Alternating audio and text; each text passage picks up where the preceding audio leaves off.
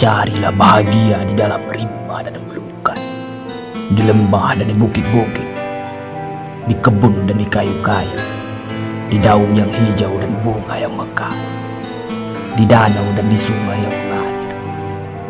Carilah bahagia pada sang surya yang terbit pagi dan terbenam sore, pada awan yang sedang berarak dan berkumpul, pada burung-burung yang sedang hinggap dan sedang terbang, pada bintang-bintang yang sedang berkelap-kelip dan yang tetap di tempatnya.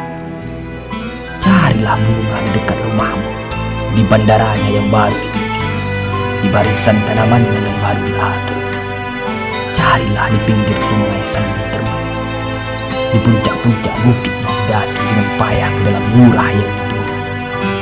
Carilah ketika mendengarkan aliran air tengah malam, pada bunyi angin sepoi-sepoi basah, pada persentuhan daun kayu ketika hendak larut, pada bunyi jangkrik tengah malam dan bunyi katak tengah sawah.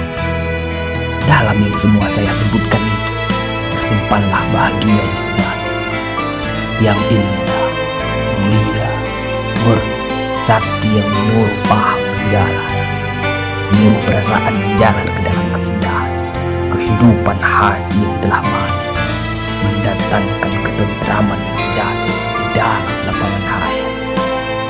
Alangkah ramai dan banyaknya yang indah dalam alam ini, bertambah di ruang dan media, maka bertambah jelas kesatuan pokok dalam berbagai ranting, kesatuan ulu dalam berbagai ini.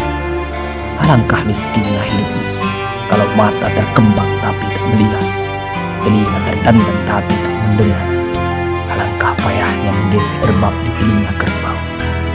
Gosoklah mata ini bukan dari luar, tapi dari dalam. Cukilah kotoran dalam telinga, bukan dari kulitnya, tapi dari isi. Sehingga apabila melihat yang indah, saudara tidak ingin hendak merusak. Melihat sawah menguning ketika padi mulai masak, bukan semata teringat kepada berapa hasil berasnya. Melihat laut berhampar, bukan semata timbul selera makan ikan. Melihat gadis cantik, bukan semata ingin menambah bingkai. Bukan saudara, bukan. Pandanglah unta bagaimana ia dijadikan, dan pandanglah langit bagaimana ia diangkat, dan pandanglah gunung bagaimana ia dipancangkan, dan pandanglah bumi bagaimana ia dihamparkan.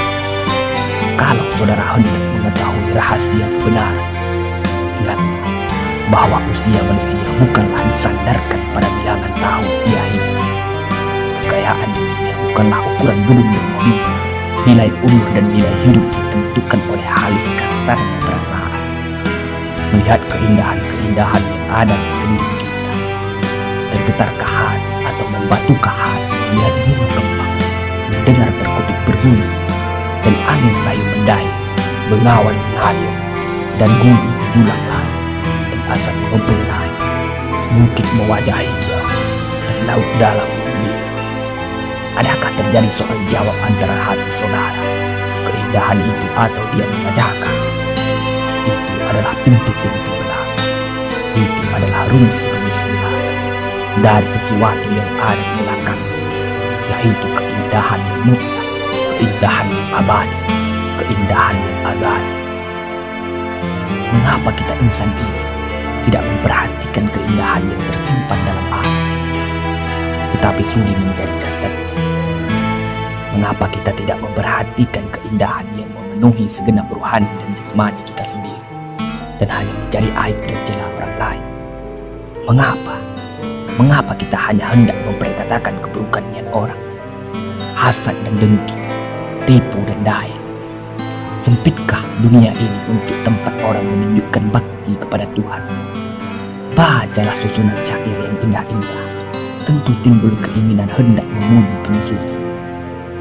Bacalah karangan buku yang berfaedah, tentu timbul kerinduan berkenalan dengan pengarang. Maka ini di hadapan mata kita, yaitu alam. Bacalah, rasailah, masukkan ke dalam jiwa raga, telaklah, niscaya akan timbul keinginan dan kerinduan